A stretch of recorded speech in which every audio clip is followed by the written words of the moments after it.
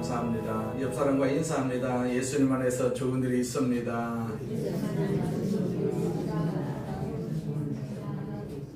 앞에 있는 구호 우리 세 번 우리 선포합니다. 나는 하늘의 복 땅의 복을 받았습니다. 나는 하늘의 복 땅의 복을 받았습니다.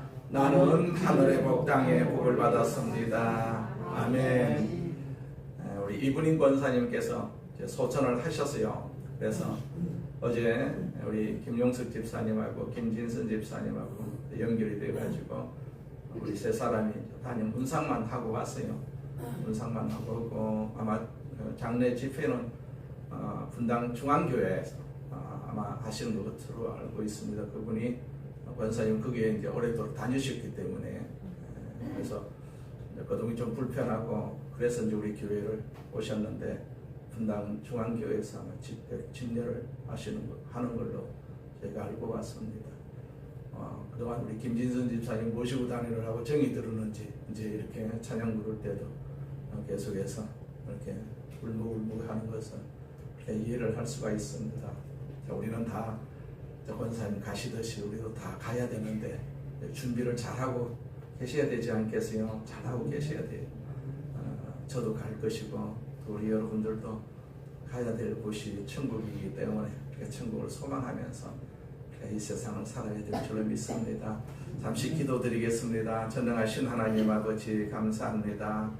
우리 아버지 하나님께서 우리를 택하여 주셔서 이렇게 천국 백성으로 삼아주시고 이 땅에 살면서도 천국을 소망할 수 있는 믿음 주심을 감사합니다. 우리 이군인 권사님 천국 가게 하심을 감사합니다. 아버지 우리 교회를 거쳐서 천국에 이르도록 하나님께서 인도하여 주심을 감사합니다. 그 장래의 모든 절차를 하나님께서 친히 주관하여 주셔서 잘 감당하게 하여 주시옵소서. 남아 있는 우리 모든 성도들에게도 소망이 항상 천국에 있게 하여 주옵소서. 세상에는 이렇게 어려운 가운데 있습니다. 우리가 천국을 소망할 수밖에 없기 때문에 하나님 앞에 이런 어려움을 줄 수밖에 없습니다. 하나님 이 어려움 속에서도 우리가 천국을 소망하면서 이 모든 어려움을 이겨나가는 저희들 되게 하여 주시옵소서. 오늘 이 시간에도 주의 성령께서 우리 머리마다 기름 부어주시고 또 친히 안수하여 주셔서 우리를 건강하게 하여 주옵소서. 우리가 이 한 해도 하나님을 잘 섬기고 교회를 잘 섬길 수 있는 도구로 삼아 주시옵소서. 충성할 수 있도록 주의 영이 항상 같이 하여 주옵소서. 주의 말씀 같이 나눕니다. 성령님 두루랭하여 주셔서 이 말씀이 우리 마음속에 새겨지게 하여 주옵시고 하나님을 바라보고 의지하는 능력으로 충만하게 하여 주옵소서. 예수님의 이름으로 기도드립니다. 아멘. 마태복음 5장 9절 말씀을 가지고 화평하게 하는 자의 복이라는 제목으로 같이 은혜를 나누고자 합니다. 어느 중학교 미술 선생님이 학생들에게 평화를 주제로 한 그림을 그려오라고 그렇게 부탁을 했어요. 한 학생의 작품이 선생님의 시선을 끌었습니다. 가파른 절벽이 있는 바닷가의 그림이었어요. 사나운 바람이 계속해서 몰아치고 있는데 그 절벽 가운데 흠뻑 베인 곳이 있었어요. 그 천년의 보금자리라고 할 수가 있습니다. 거기에 어미새의 품에 안겨서 방긋 미소를 짓고 있는 그런 아기새의 그림이었어요. 자, 이것은 성경이 약속하는 평화의 그림과 일치할 수밖에 없지 않겠어요? 세상에는 광풍이 많습니다. 비바람이 계속되고 있습니다. 그런데 그 가운데서 그럼에도 불구하고 누릴 수 있는 평화, 성경이 약속하는 평화가 있어요. 이 평화는 도전과 갈등과 분쟁이 없기 때문에 누릴 수 있는 평화가 아닙니다. 갈등이 계속되지만 삶의 도전과 거센 삶의 역경은 계속되지만 그럼에도 불구하고 누릴 수 있는 평화가 있습니다. 이건 약속이거든요. 하나님께서 우리에게 하신 약속입니다. 그 평화를 우리는 소망하면서 이 세상을 살아야 될 것이고 그 소망한 평화가 결국은 천국에 이르게 할 것입니다.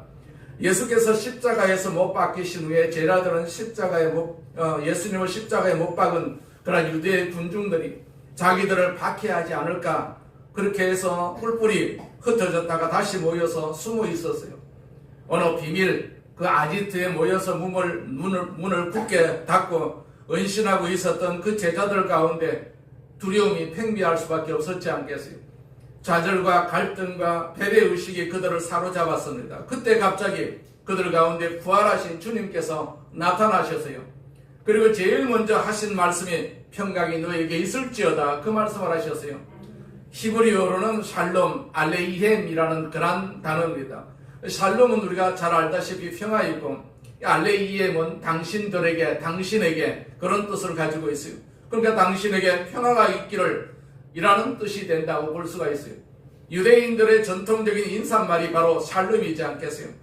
단순히 이 말은 전쟁이 없는 상태가 아니라 몸과 마음이 온전하고 평안한 상태를 의미합니다.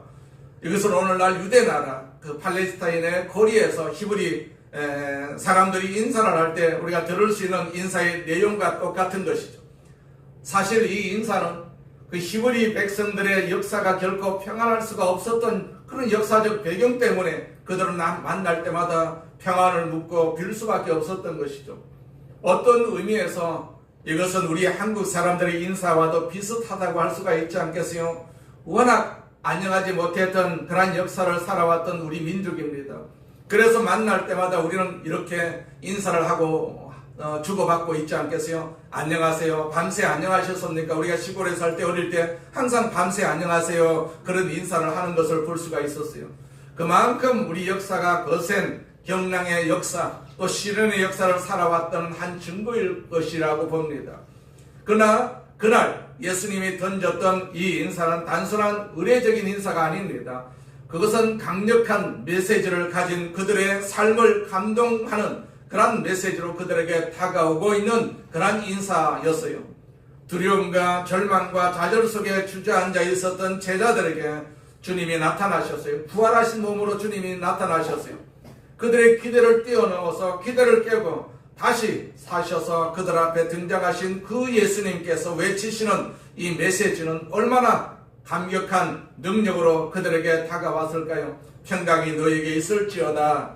자, 사실상 제자들은 참된 의미에서의 평화를 처음으로 아마 그날 체험했을 것이라고 봅니다.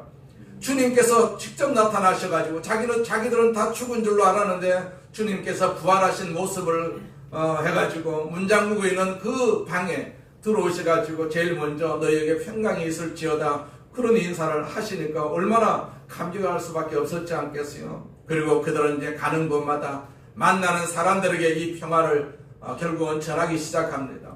그리고 이 세상은 그 제자들에 의해서 바꿔지기 시작했어요. 오늘 산상수훈의 제8복 그 중에서도 제7복은 이렇게 주님의 입술을 통해서 우리에게 선포되고 있습니다. 화평하게 하는 자는 복이 있나니 그들이 하나님의 아들이라 일컬음을 받을 것이며. 무엇이 화평일까요? 왜 화평해야 합니까? 어떻게 우리는 화평하는 자가 될 수가 있을까요? 첫째로 무엇이 화평인가요? 화평이라는 말을 우리는 히브리어로 샬롬이라는 단어를 쓰고 있어요. 어원적으로는 샬롬은 완전한 또는 결핍이 없는 상태를 뜻합니다. 이 샬롬이라는 말은 갈등이 없다, 싸움이 없다 이런 의미도 있어요. 그보다도 훨씬 더 넘어서는 아주 심오한 의미를 가지고 있는 단어이기도 합니다. 어느 신학자는 이 샬롬의 단어를 이렇게 정의를 했어요. 이것은 삶의 모든 영역에 있어서 건강함과 온전함의 상태를 뜻한다. 그렇게 말을 하고 있어요. 단순히 말을 하자면 이것은 하나님의 축복을 온전히 경험하는 삶의 상태라 그렇게 말할 수가 있습니다. 레위기 26장을 우리가 찾아보게 되면 이 샬롬에 대한 아름다운 정의들을 또 샬롬의 축복이 내포하고 있는 다양한 축복들을 확인해 볼 수가 있어요.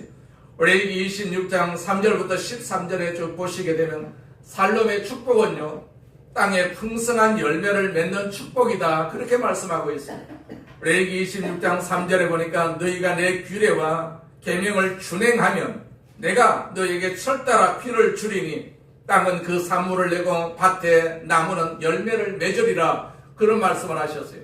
또한 샬롬의 축복은 이 열매를 거두어 들여서 내 삶의 필요가 공급되는 축복이라고 또 말씀하고 있어요. 한 걸음 더 나아가서 샬롬은 내 삶의 안전이 보장되는 축복이라고 말합니다. 레위기 26장 6절에 보시게 되면 내가 그 땅에 평화를 줄 것이다 그렇게 말씀하셨어요. 내가 그 땅에 샬롬을 줄 것이다 그렇게 말씀을 하셨어요. 그러나 그 샬롬의 축복은 거기서 한 걸음 더 나아가서 레위기 26장 12절에 보시게 되면 나는 너희 중에 행하여 너희의 하나님이 되고 너희는 내 백성이 될 것이다. 그런 말씀을 하셨어요. 이 살롬의 축복은 참된 하나님의 백성이 되는 축복. 이것이 살롬의 결정의 축복이라고, 그 절정의 축복이라고 성경을 말하고 있어요. 그 다음 절에 보시게 되면 레위기 26장 13절에 보면 나는 너희를 애굽 땅에서 인도해 내어 그들에게 종된 것을 면하게 한 너희 하나님 여호와이니라, 그런 말씀이 있습니다. 그러니까 애굽 땅에서 구출함을 받고 자유를 얻고 나온 그 백성들이 이제는 곱고 올바른 삶을 살게 됩니다. 다시 말하면 하나님의 백성다운 바른 삶을 사는 축복, 그 살롬의 축복은 거기까지 나아가는 것을 볼 수가 있습니다. 구약 성경은 이런 살롬, 이런 삶의 온전한 평화, 이 평화는 메시아만이 가져다 줄 수 있는 것으로 기대되었어요. 그래서 이스라엘 백성들은 메시아를 그렇게 기다렸지 않겠습니까? 이사야 선지자는 오실 메시아를 예언하면서 말하기를 이사야서 9장 6절에 전능하신 하나님이라 영존하시는 아버지라 평강의 왕이라 할 것입니다. 그렇게 예언을 했어요.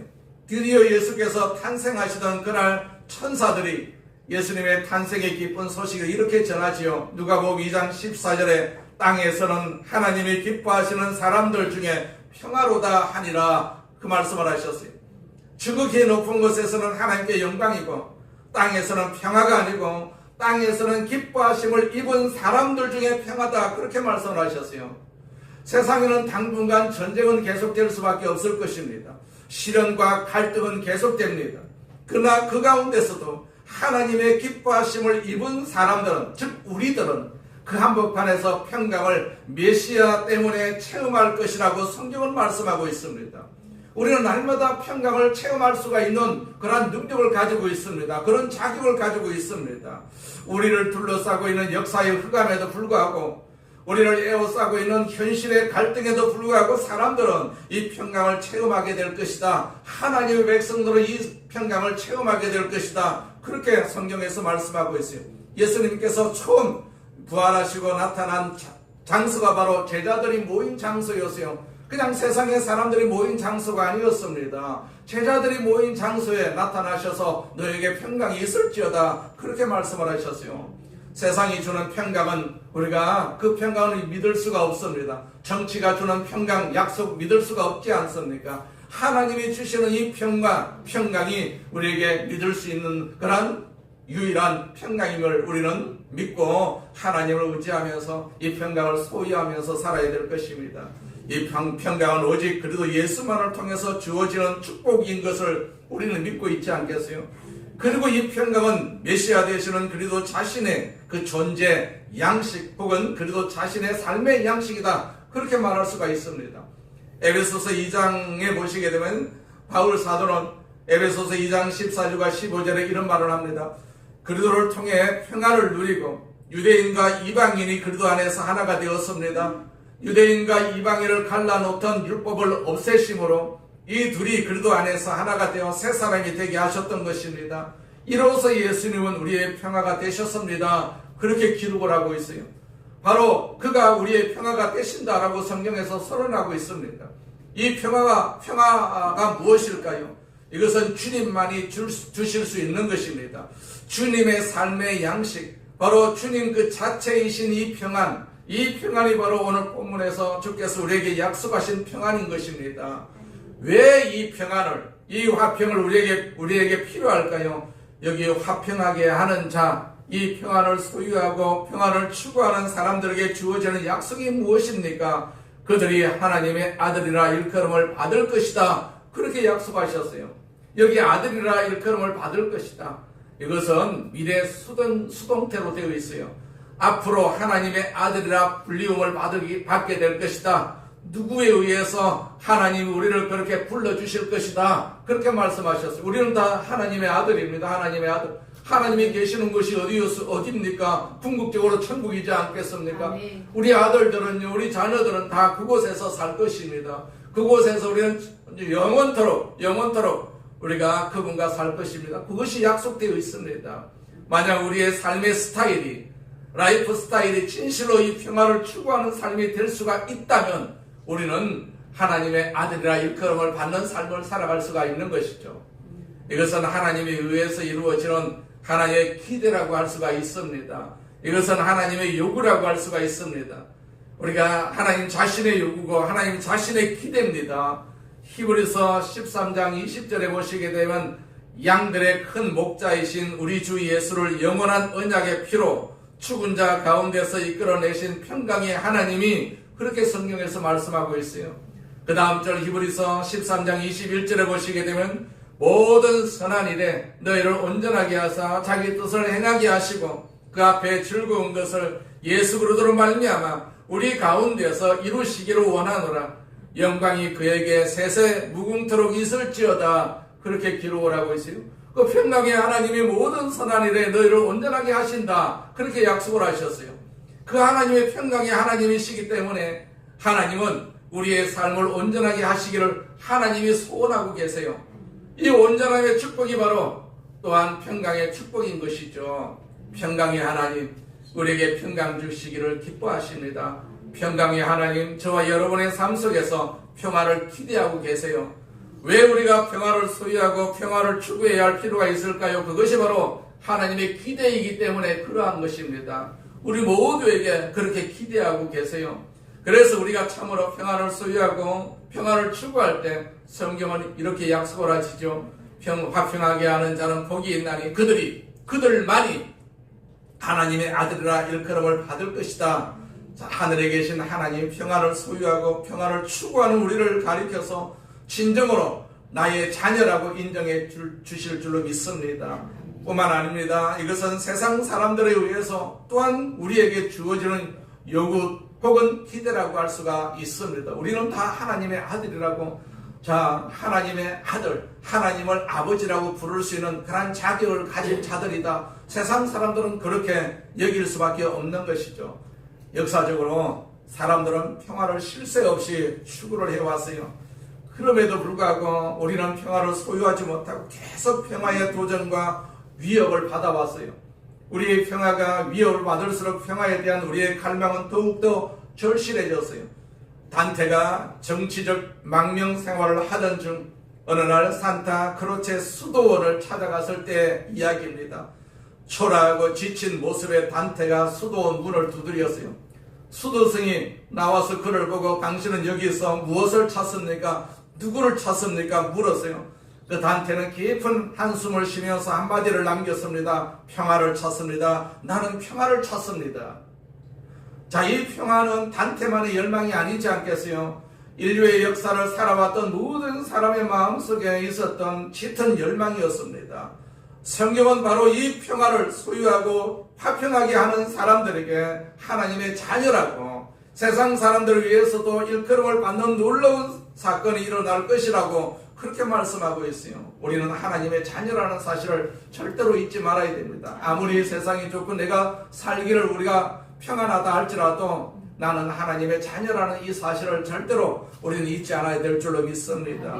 세상에 살고 있는 사람들은 우리가 드리는 오늘의 예배 앞에 별로 큰 감동을 안 받을지 모릅니다. 우리의 긴 기도 앞에 세상 사람들은 전혀 깊은 인상을 받지 않을지도 모릅니다. 세상의 사람들은 우리가 가진 뛰어난 성경 지식 앞에도 감동을 안 받을지 모릅니다. 세상 사람들은 우리가 부르는 찬양에도 별로 감동을 받지 않을지 모릅니다. 그러나 우리의 삶이 참으로 평화를 추구할 때 그들은 우리를 가리켜서 저들이야말로 진실로 그리스도인들이다, 하나님의 자녀라고 일컫게 될 것입니다. 그래서 화평하게 하는 자는 복이 있나니 그들이 하나님의 아들이라 일컬음을 받을 것이다, 그렇게 말씀하고 있습니다. 그렇다면 우리는 어떻게 이 화평을 추구하는 사람, 화평을 만드는 사람이 될 수가 있을까요? 무엇보다도 먼저 우리는 화평의 주님을 영접을 해야 되지 않겠어요? 화평의 주인이 주님이시니까 그 주님을 영접해야만이 내가 화평한 자가 될 수가 있는 것이죠. 화평의 주님을 영접함으로 우리는 화평을 만드는 사람이 될 수가 있는 것입니다. 왜 사람들이 화평을 소유하지 못할까요? 왜 사람들이 화평을 경험하지 못할까요? 왜 사람들이 화평 없이 인생을 살 수가 있을까요? 성경은 그 깊은 내면의 근본적인 원인은 바로 죄 때문이다, 그렇게 말하고 죄 때문이다. 죄가 우리에게서 평화를 빼앗아갔습니다. 죄가 하나님과 나 사이의 관계를 단절시켰어요. 죄가 나와 이웃의 관계를 단절시켰습니다. 죄가 부부의 관계를 갈라놓습니다. 죄가 친구의 관계를 갈라놓습니다. 죄가 우리에게서 평화를 빼앗들어갑니다. 우리에게 평화를 주시기 위해서, 그래서 하나님은 바로 하나님의 아들이신 예수 그리스도를 보내셨어요. 그가 십자가에서 우리의 허물과 죄를 다 담당을 하시고 돌아가셨어요. 그 골고다의 언덕에서 흘리시던 그 보배로운 피, 그 십자가에서 돌아가신 예수 그리스도를 나의 구세주와 주님으로 영접하고 그분만이 나의 구원의 주님인 것을 믿는 그 순간, 그 보혈의 거룩한 피는 죄로부터 나를 자유하게 하거든요. 나는 죄사함을 받았습니다. 우리 모두가 다 죄사함을 받았어요. 그 순간 내 마음속에 청결해질 수밖에 없지 않겠어요? 죄가 없으니까 청결해질 수밖에 없지요. 청결한 마음속에 하늘의 평화가 임할 수밖에 없는 것이거든요. 우리는 지나간 시간에는 마음이 청결한 자의 사람에 대한 그러한 복에 대해서 생각을 해보았어요. 6번째 복이 있죠. 마음이 청결한 자는 복이 있나니. 자, 그 다음에 7번째 복이 바로 화평하게 하는 자는 복이 있나니. 자, 이 순서가 바뀌어서는 안 되죠. 마음이 청결하지 아니하면요, 마음은 평화할 수가 없습니다. 화평할 수가 없습니다. 마음이 청결한 마음에만 임할 수 있는 축복이 바로 하늘의 평안, 아멘. 주님이 주신 그 자신의 평화를 우리가 받을 수가 있는 것이죠. 예수 그리스도를 믿고 제사함을 얻은 사람들의 마음속에 주어지는 놀라운 이 평안이 바로 하나님의 평안인 것입니다. 그리고 이 평화를 소유한 사람이라야 이웃들에게 또 평화를 나눌 수가 있는 것입니다. 그들의 평화를 추구할 수가 있습니다. 여러분, 화평을 추구하는 삶을 살기를 원하십니까? 화평의 주님을 우리는 꼭 만나야 됩니다. 그리고 이 화평의 주님을 영접해야 되거든요. 우리는 어떻게 화평을 만드는 삶을 살 수가 있을까요? 두 번째로, 화평의 복음을 증가함으로써 우리는 화평을 만드는 삶을 살 수가 있는 것입니다. 화평이라는 단어는 오늘날 매우 정치적인 그런 정치화된 그런 단어가 변질이 되었어요. 화평, 평화. 그래서 마치 정치의 테이블에서만 평화가 가능한 것처럼 우리는 믿기에 도달했어요. 물론 이 지구상에서 평화를 만드는 정치적인 노력은 우리에게 매우 필요한 노력 중에 하나인 것은 틀림이 없는 사실입니다. 그러나 정치만으로 이 평화가 올 수가 없다는 사실도 우리가 알 수가 있지 않겠어요? 사람들은 정치에서 평화의 기대를 걸었지만 번번이 그 정치는 우리를 실망시켰어요. 이것은 하나의 역사, 어느 나라에서나 마찬가지고 이것이 바로 오늘 우리 한국의 또한 현실이 아닌지, 그래서 선거를 앞두기만 하면 우리는 정치 불신을 말하는 경우가 많이 있지 않겠어요? 이런 풍자적인 얘기가 있습니다. 오늘의 정치 지도자들을 사람들이 얼마나 불신하는지 그들에게서 붙여진 별명이 있습니다. 생육신이라고 하는데, 첫째로 정치에는 등신, 둘째로는 뇌물 받는 데는 걸신, 세 번째는 의리에는 배신, 네 번째는 중상모략에는 귀신, 다섯 번째로 책임 회피에는 물귀신, 여섯 번째로 국제적으로는 망신. 그런 에피소드가 있습니다. 우리가 그렇다고 해서 정치로 예민해서는 또 안 되지 않겠어요? 그래도 이런 정치에도 관심을 우리가 가져야 됩니다.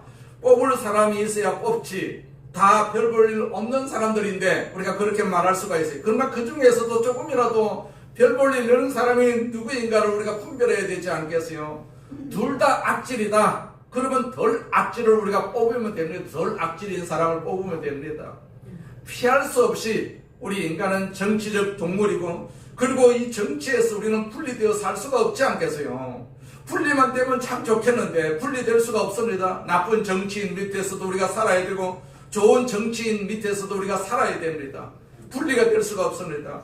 우리가 뽑는 사람들에 의해서 이 나라의 운명이 달라질 수가 있음을 생각을 할 때, 우리 예수 믿는 사람들의 그 정치 참여의 책임은요, 매우 중요한 책임 중에 하나라고 할 수가 있습니다. 근데 정치는 계속해서 분리를 시키려고 애를 쓰고 있지 않겠어요?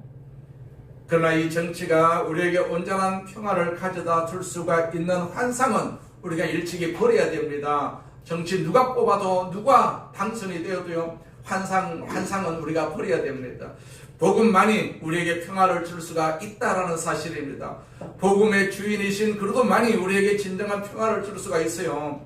고린도후서 5장은 그리스도 안에 있는 모든 사람들에게 새로운 피조물됨에 대한 약속을 우리에게 전달을 하지요. 고린도후서 5장 17절 말씀에 그런즉 그리스도 누구든지 그래도 안에 있으면 새로운 피조물이라 이전 것은 지나갔으니 보라 새 것이 되었도다. 그렇게 말씀하고 있어요. 자, 그래도 안에서만 사람은 새로워질 수가 있어요. 그래도 밖에 있는 사람은 아무리 새로워질려 해도 새로워질 수가 없습니다. 자, 우리가 예수 안에 있는 사람들 많이 새로워질 수가 있어요. 그들은 새로운 창조물이 됩니다. 거듭난 하나님의 사람이 될 수가 있어요. 그러나 그들에게 주어지는 중요한 책임이 하나 있어요. 고린도후서 5장 19절을 보시게 되면 곧 하나님께서 그리스도 안에 계시사 세상을 자기와 화목하게 하시며 그들의 죄를 그들에게 돌리지 아니하시고 화목하게 하는 말씀을 우리에게 부탁하셨느니라. 그렇게 말씀을 하셨어요. 주께서는 새로운 피조물이 된 하나님의 사람들에게, 하나님의 자녀들에게 화목하게 하는 말씀을 부탁하셨다라고 성경은 말하고 있어요. 주님은 저와 여러분들에게 하나님과 화목하고 하나님의 평화를 경험한 사람들에게 이 화목의 메시지를 전할 책임을 이렇게 부탁하셨다라는 사실입니다. 그 다음 절 우리 고린도후서 5장 20절에 보시게 되면 그러므로 우리가 그들을 대신하여 사신이 되어 하나님이 우리를 통하여 너희를 권면하시는 것 같이 그들을 대신해서 간청하노니 너희는 하나님과 화목하라. 그렇게 말씀하고 있어요. 그래도 예수 그리스도를 믿는 사람들을 가리켜서 바울 사도는 그리스도의 대사다, 또 그리스도의 사신이다, 그런 말을 하고 있지 않겠어요? 평화를 전하는 그리스도의 사신, 평화의 복음을 전하고 그리고 복음의 주인이신 예수 그리스도를 증거하는 평화의 사신이 되었다. 우리 보고 그렇게 말씀하고 있어요.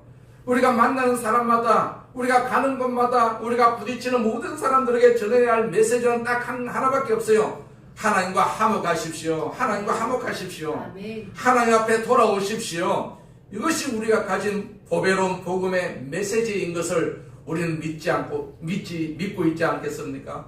세상은 바로 이 복음을 통해서만이 진정한 평안을 경험할 수밖에 없습니다. 어떻게 우리는 화평을 만드는 사람이 될 수가 있습니까? 화평의 복음을 증거함으로 화평을 만드는 사람이 될 수가 있습니다.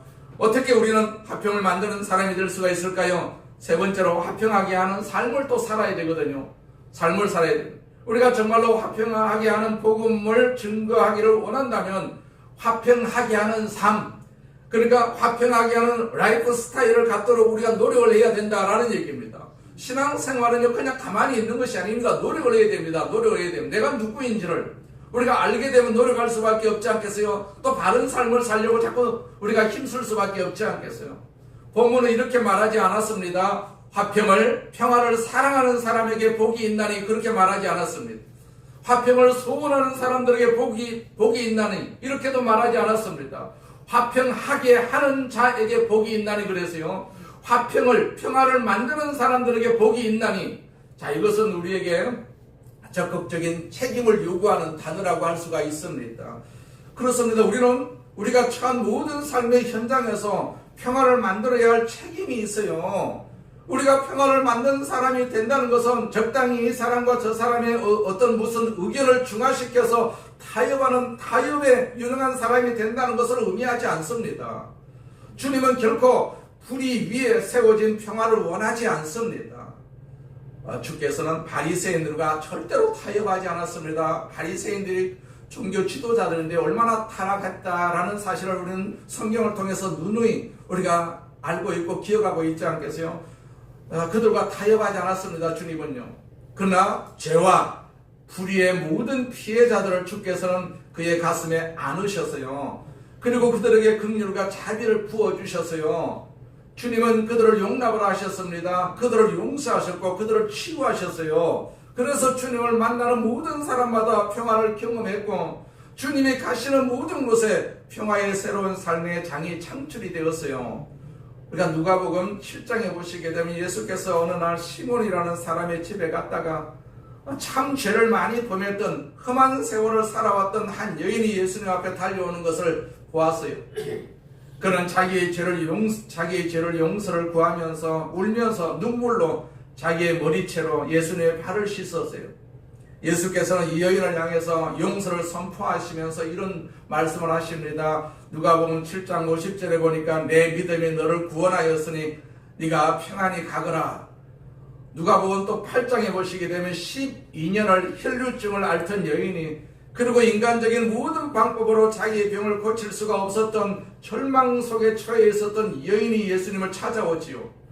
그리고 지나가는 예수님의 옷자락을 그냥 만졌습니다. 믿음으로 그분만이 나의 삶에 새로운 소망을 치유를 줄 수 있다는 믿음으로 예수님의 옷자락을 만지는 그 순간에, 그 터치하는 그 순간에 주님의 능력이 그에게 흘러갔다라고 성경에서 말씀하고 있어요. 주께서는 이 여인을 새롭게 하셨어요. 그리고 주께서 선포하시기를 따라 네 믿음이 너를 구원하였다. 이제는 평안히 가거라. 자, 주께서 만나는 모든 사람들에게 이렇게 평화를 선물해 주시는 것을 볼 수가 있어요. 주께서 가시는 모든 장에 평화가 일어났다라는 사실도 알 수가 있어요. 주님이 없으면 얼마나 어두운 세상이겠습니까? 그나마 교회가 있고 그나마 주님이 계시는 그런 살아계신 하나님을 증거하는 주의 백성들이 있기 때문에 그나마 이 나라가 이렇게 어둠 속에 완전히 파묻히지 않고 간신간신하고 지금 존재하고 있지 않겠어요? 자, 그렇다면 이 그리스도의 제자된 사랑하시는 여러분과 제가 가는 곳에 이 평화가 만들어지고 있습니까? 여러분과 제가 만나는 모든 사람들에게 평화의 능력이 감염이 되고 있습니까? 우리는 이 평화를 증가하고 있습니까? 우리는 이 평화를 만들고 있습니까? 우리가 무슨 힘으로, 무슨 능력으로 평화를 만들 수가 있을까요? 유엔이 실패했고 정치가 실패한 평화를 우리가 어떻게 만들 수가 있을까요? 내 힘으로는 불가능하지요. 불가능합니다. 그래서 주께서 오시고 주께서 내 죄를 담당하시고 그리고 부활하신 것 아니겠어요? 그 부활의 권세와 부활의 능력으로 평화를 창조하는 삶이 가능할 수 있도록 주께서는 그렇게 우리에게 말씀하셨고 그렇게 부활하신 것입니다. 그 능력을 주셨어요. 여기 그리스도 앞에 나오는 모든 사람들에게, 그리고 그리스도를 구주와 주님으로 믿는 사람들에게 주께서 약속하신 복된 선언이 바로 로마서 5장 1절에 있습니다. 그러므로 우리가 믿음으로 의롭다 하심을 받았으니 우리 주 예수 그리스도로 말미암아 하나님과 화평을 누리자, 그 말씀이 있어요. 우리가 예수님 앞에 달려나와서 예수님을 구주와 주님으로 의지하고 믿고 믿는 그 순간에 일어나는 놀라운 사건이 있어요. 주께서 우리를 의롭다고 해주셨어요. 의롭다고 해주셨어요. 그리고 예수 그리스도로 말미암아 하나님과의 관계에 있어서 화목하게 된다라고 말씀을 하셨어요. 하나님으로 더불어 화평을 누린다라고 말씀하셨어요. 하나님은 더 이상 두려움의 대상이 아닙니다. 나는 하나님을 아버지라고 부를 수가 있습니다. 내 삶 속에 새로운 삶의 지평선이 열립니다. 이것이 전부일까요? 신앙생활의 전부일까요? 계속되는 말씀을 볼까요? 로마서 5장 10절에 보니까 곧 우리가 원수 되었을 때 그의 아들의 죽으심으로 말미암아 하나님과 화목하게 되었은즉 화목하게 된 자로서는 더욱 그의 살아나심으로 말미암아 구원을 받을 것이니라, 그렇게 말씀하고 있어요. 그 아들 예수 그리스도의 십자가에서 죽으심으로 말미암아 일어난 가장 놀라운 사건이 뭡니까? 하나님과 더불어서 화목하게 되었다. 어떻게 하나님과 화목할 수가 있겠습니까? 그러나 거기서 끝나지 않아요. 화목된 자로서는 그 다음 부분을 주목할까요? 화목된 자로서는 더욱 그의 살아나심으로 인하여 구원을 받았다, 그렇게 기록을 하고 있어요. 구원의 완성을 말하는 것이죠.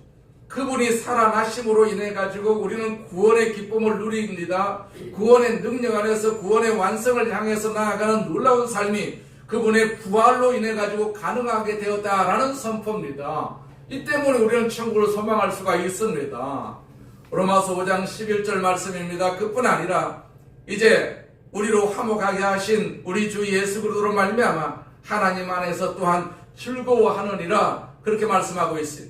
우리가 예수 믿었고 하나님은 내 죄를 용서하셨고 나를 하나님의 자녀로 삼아주셨습니다. 나는 하나님과 화목하게 되었어요. 이것이 우리가 주님 앞에 나와 경험한 사건의 전부가 아닙니다. 그것은 시작입니다. 시작. 이제 하나님과 화목해 된 나는, 화목을 얻은 자, 평안을 얻은 자 나는 이제 더 나아가서 주님이 주시는 평안으로 날마다 그리스도 안에서 즐거워하고 평안을 만드는 삶을 살 수가 있어야 된다라는 사실입니다. 날마다 즐거워하고 주 안에 있으면 걱정이 없어요. 우리가 주 밖에 있으면 걱정이 많지만 주 안에 있으면 하나도 걱정이 없습니다. 바로 이런 삶을 가능하기 위해서, 그리고 절망과 갈등의 삶의 장에 평화를 창조하는 새로운 능력을 공급하시기 위해서 주님은 무덤을 이기시고 부활을 하신 것입니다. 이것이 바로 부활의 승리라고 볼 수가 있는 것이죠. 이 부활의 능력 안에서 저와 여러분은 오늘의 삶을 살고 있습니까?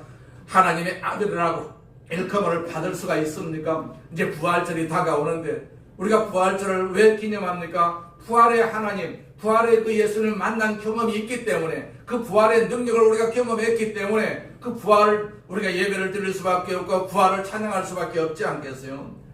자, 이런 이야기가 있어요. 한 형제 때문에 어떤 직장이 완전히 분위기가 바뀐 이야기입니다. 이 형제는 본래 아주 전통적이고 형식적으로 교회를 주일날만 왔다 갔다 하는 그 많은 사람들 가운데 한 사람이었어요. 자기 신앙생활에 대해서 굉장히 식상해 있었습니다. 어느 정도 갈등을 굉장히 느끼고 있었어요. 맨날 가는 것이 그냥 그 모양 그 꼴이다라는 얘기입니다. 그리고 직장은 번목과 갈등으로 가득 찬 그런 직장이었어요. 도무지 직장에 나갈 의욕이 없었다는 것입니다. 내가 계속해서 이 직장에 나가야 하나? 그만둘까? 그렇게 삶의 의욕도 없고 신앙이 실제적으로 자기에게 도움이 안 된다는 것 같고 삶을 포기할 생각까지 있었다고 합니다.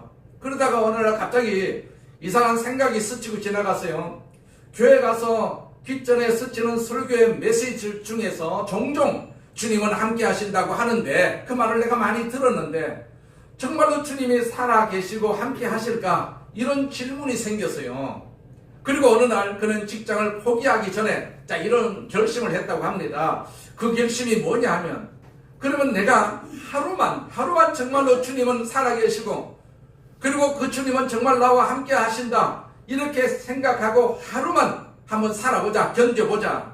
딱 하루만. 그게 믿어지지 않지만은 주님이 살아계신다고 하니까, 함께 하신다고 하니까 그 사실이 도무지 실감나지는 않지만은 그래서 하루만 의식적으로 하루만 좀 살아보자.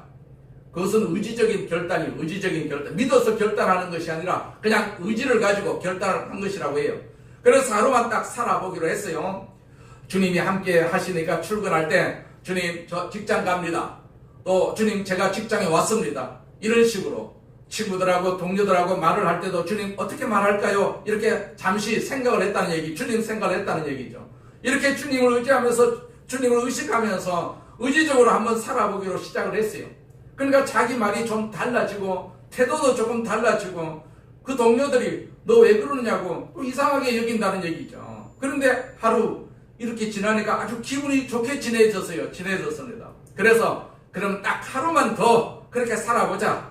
그 다음 날도 주님이 함께 하십니다. 감사합니다. 주님 별로 실감은 안 나지만은 주님 나를 도와주십시오. 어떻게 말하면 좋습니까? 어떻게 대하면 좋습니까?